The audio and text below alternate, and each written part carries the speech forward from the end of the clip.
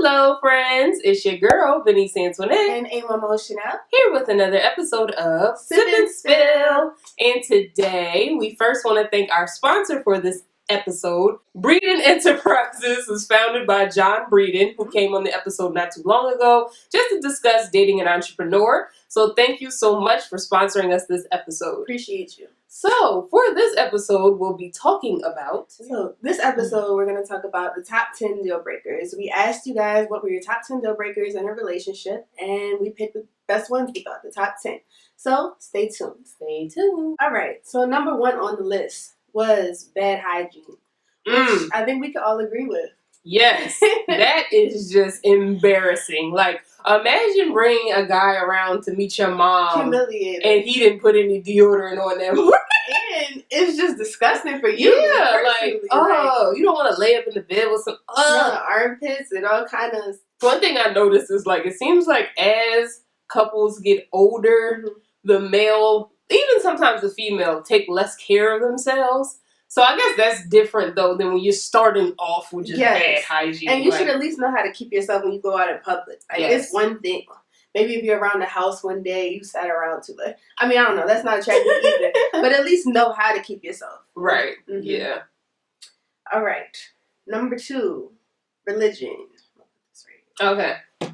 Yeah, I definitely think religion is a big one. I know for me personally, I went on 2 dates with a guy who was Muslim and I'm Christian. Okay. And experiencing that was like, I was young, so I didn't really understand it until I learned more about the Muslim culture and the way they go about dating. Like, basically, you can't really go on one-on-one dates. It's more of like, or at least, maybe it was just in his family. I don't want to speak on the religion because I'm not Muslim. Right. But for his beliefs and his family system, from what they explained to me, they're the way it is when you were first dating a woman, you can't date her one-on-one. So he would always take me out in groups. Like, it would be me, him, and then another couple or a group of friends or whatever. And that's how the dating process went. Right. So it was stuff like that. And then just little things that, I don't know, I don't think that will work for me ever again. What about you? No, I couldn't see it. Like, my faith is very important to me. And in order to be on the same page with somebody, I think I would have to date somebody who is my religion, also a Christian. And I've also heard people like, which is interesting, I've heard some of the people I know who don't believe in like any specific religion. They believe in like spirituality, but not a specific religion. They're not attracted to people who are in a religion. Yeah, I guess that's a conversation you're having, what they mean by that. But I definitely think that could be a big problem. Well, no, I'm not saying it's not. I'm just saying I thought that was interesting because I would think someone who didn't necessarily believe in a specific religion wouldn't have as much of an issue with somebody who is in a religion. Right. But I found it interesting that they actually don't want anyone who believes in a religion at all because they feel like they're too tied down to whatever their religious beliefs are. Whereas they prefer someone who has the same ideals as them in reference to like different things around spirituality. So I just thought that was interesting. I guess it shows people are best fit maybe sometimes with who believes in the same as them. Yeah, because it's how you live your life, you know. But then you also see couples where it's like the husband and wife are 2 different religions and they're still raising a child. So that's where it's interesting. Like, how do you raise your kid? How do you pick which thing you're going to teach them? Right. Are you going to let them decide? I don't know. It'd be tricky. But who knows? So, number 3. This one was a virgin. And I think it's probably more from a woman looking at a man saying if he's a virgin. Yeah, this one definitely was specifically women to men. I have heard some men say that would be a deal breaker for them. I don't know how much I believe them because I've only heard maybe 2 in my whole life say that. Right. But this one was definitely woman to man. That's interesting.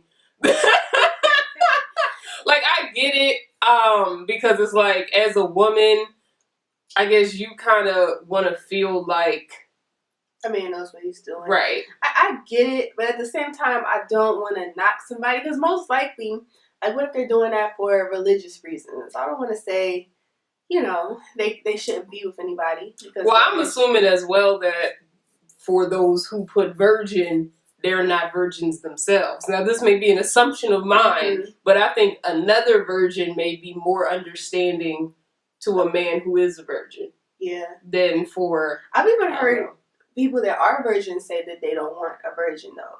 That's true. I had heard like female, two people that, it could get interesting. Number 4, no ambition.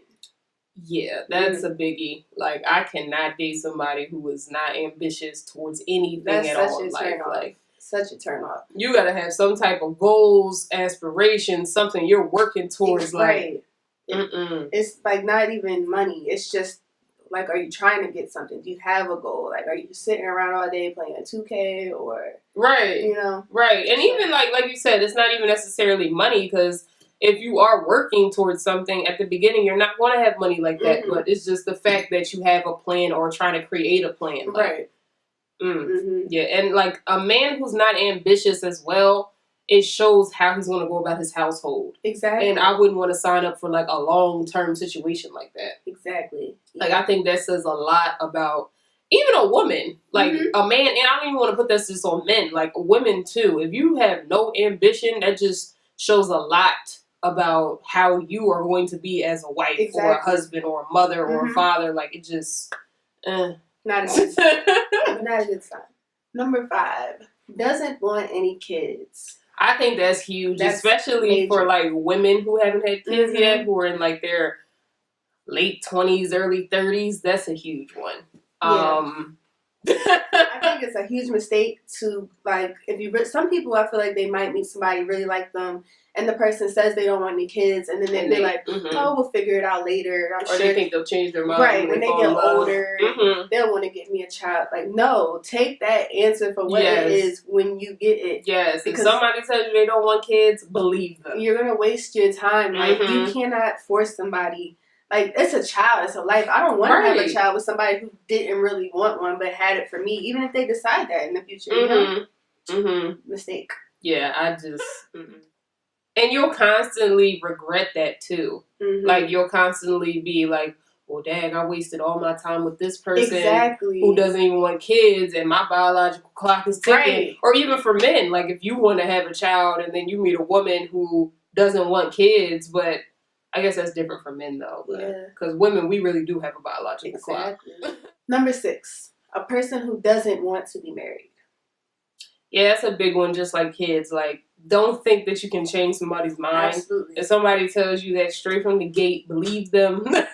They have no reason to lie to you at the beginning of your relationship. They have more reason to lie to you as they get further. So you're not going to convince... I mean, it's possible. Maybe you would, but why would you want to take that chance? Hopefully, I'll convince them to get married one day. Like, and I feel like that works when both people don't want to believe in marriage. Right. Like, if both people come out and say, I don't want to get married, or I don't want to either, and then years down they find themselves getting married, that's fine. But if you're somebody who's pro-marriage from the gate, and you meet somebody, man or woman, who is not about that life at all, like... This could be humiliating for men. Imagine if you propose to a woman who you think you changed her mind after like 5 years of dating, and you get down on one knee and she's like, well, I told you I don't... Like, that is devastating. That is, yeah. Wow, I never thought about that. That's a terrible idea. Don't do it. Yeah. So, number 7, pets. This is a big one for me because I cannot stand cats. Like, I hate them. I'm afraid of them. I do not like them. If I was dating a guy who had a cat, wanted to have a cat, even if his mom had a cat, I just don't know if I could take it. I mean, his mom. I'm serious, because how am I going to go over there? Like, put the cat in a cage. Like, you know, people love their cats. Oh my god! Like, they would be so offended if you don't want to be around their cat. I'm serious. So I used to be like this with cats. Like, I used to hate cats, and then I met a friend who had a cat, and like he never had a cat before, but long story short, he had a cat, and the cat was like the friendliest cat I ever met in my life. So ever since that one cat, that cat, I really think his cat thought it was a dog. Because, like, no, for real, because that was the friendliest cat I ever met. And so then, like, and it was every time, because, you know, like, cats are, like, moody. That cat was friendly every time I saw it. So ever since then, I was like, oh, I think I like cats now. But I think pets would only be a deal breaker for me if it was, like, numerous pets. Like, I can't do, like, you can have a cat, you can have a dog. Possibly both, depending on the size and the age. Because if they're both puppies and kittens, I don't know. But if they're older, they're going to die soon. So I'll get over it. But if you got 3 dogs, 2 cats, a bird, a frog hopping around, no, we're not about to have the zoo at my house. I can't. But what if you had a dog that you really liked and your boyfriend couldn't stand it? Is that a deal breaker?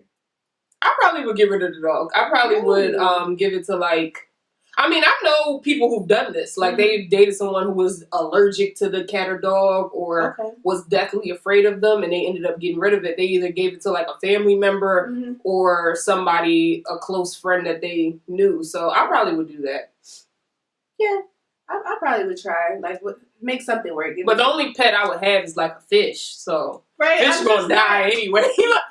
I like dogs. I'm just not a big, like, pet person. So I can't really see that being an issue for me. So. Yeah, if I did get a pet now, after I finally met a friendly cat, I could see myself getting a cat very similar to the one he had. A cat because we are friends. You can't get a cat. I'll put the cat away when you come over. But I wouldn't be able to do that anyway because my parents are, like, deathly allergic to cats and dogs. I'm allergic too. That's another thing. I'm allergic to cats. So. Ridiculous. They have hypoallergenic, but we'll move forward. All right. Number 8. Has more than one baby mother. This is gonna rub a lot of people the wrong way. And I guess for men it would be more than one baby dad. Yeah. Because it was really Right. But I mean, I understand. I don't think this one would be a personal deal breaker for me. I think maybe I could deal with 2, but I understand why some people wouldn't want to. Because that's the situation that traditionally, like, people are known to have drama with it. So I understand why they say it. But I think I could deal with 2 if it was, like, the right circumstance. So then you would be okay with being the 3rd baby mom?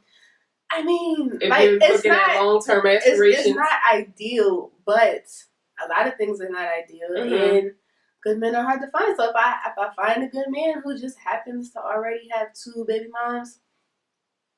I feel like the reason this came up on the list for both men and women in reference to dating someone with more than one baby dad or dating someone with more than one baby mom is because of the negative connotation that comes with that. Like, it looks like you are good at making decisions. Right. Like, and then also, like I said, nobody wants to be the 3rd, 4th, 5th baby mom. Like, the 2nd, that doesn't sound too bad. The 7th, now we got something to talk about. Like, you know, but even, like, because, I mean, even saying, like, someone who has, and I'm speaking from a woman's perspective, but someone who has 2 baby moms, that sounds fine until you get pregnant, and now people are saying he has 3. Yeah. So, it's like, it's not ideal. I don't know. For me personally, I would definitely prefer not to date someone who has more than one. Because also, if you're looking at long-term aspirations and you want kids, which I do, you also have to think of all the different personalities you have to deal with, all the different parenting styles you have to deal with, because all your kids are going to be siblings, which means that your kids going to their house, and their house, and their house. So I just don't want to deal with all of that. I can deal with one, but I wouldn't be interested in dealing with more than that. I can understand it. It's definitely a complicated so I get it. And I also don't want to be baby mom number 3, 4, 5, 6, 7, 8, 9, 10. I prefer 1 or 2. It's definitely understandable. But yeah, moving on. All right. Number 9 has an STD. So we definitely touched on this with the episode with Usher with his herpes epidemic going on. So for an STD, I think one, you'd have to know about it. So for you to know about it, it would have to be a non-curable. Because if it's curable, why would you know about it? Exactly. So, like a non-curable STD or STI, yeah, that from the gate, I just don't see it. It's going to be a no for me. It's going to be just a strong no. I don't know. That's where I have to draw the line. Yeah. And I feel bad, too, because I don't want to discourage anyone who is out there. It's just... This is us personally. Some people, that's not a no for. Yeah, and honestly, I've never been in that circumstance, so I really don't know whether that is definitely a deal breaker for me or not. Because for all I know, I could be dating someone for a few months, but we've never had any interaction, like sexual interaction, so it never came up. And then when we got to that point and it came up, it's like, well, if I'm already 3-4 months in, maybe you're not willing to let that person go with it. I mean, maybe you're willing. It depends. It honestly depends. So don't be discouraged if you have one. Right. This is just us personally. And number 10, the last one on the list is I guess, this is coming from a woman, but a man who is not chivalrous. And I could definitely agree with this. It's so interesting because as you get older, it's like your expectations and your standards are so much higher on this. Because when you're younger, it seems like our generation missed out on the true chivalry type of chivalrous type of experience. Yeah. And so now when you're older and you're going out on like your first date, you'll start noticing like, oh, he didn't open the door for me. Like, so to all the young teenage girls out there, do not accept a man who doesn't show some form of chivalry. Like, I don't accept it. Even something as simple as if he's interested in you and he's yelling across the room for you to come here. No. Exactly. No. He should be going to you because he wants to talk to you. Exactly. No, I've always had this expectation and I always will. Like, my dad would never let me like touch a door. So ever since that, it's like, I don't know.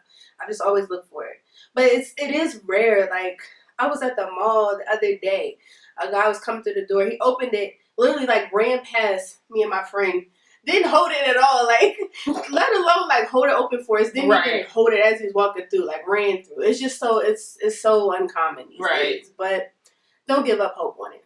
Don't give up hope, And all the men out there, please continue teaching your sons about chivalry because I don't think it should be dead. It should not. It should never be dead. It should never be dead. Yes, but that wraps up the top 10 deal breakers that we received from you guys. So I'm sure you guys have more. Yes. So leave them in the comments down below. Or if you disagree with any of ours, let us know. Definitely let us know. Yes. Make sure you check out our next video where we'll be talking about the most ridiculous deal breakers that we received. That should be hilarious. So thanks so much for watching. If you haven't already, make sure you hit that subscribe button and give this video a big old thumbs up. Also, make sure you check us out every Thursday, 9 p.m. Eastern Time, where we'll be going live on Facebook Live, where you can join in the conversations and put in any requests on topics you want us to discuss. And lastly, make sure that you also check us out every Wednesday at noon on YouTube, where we'll upload all of our new episodes. Thanks again, guys, for watching. Check you guys out next week. Bye-bye.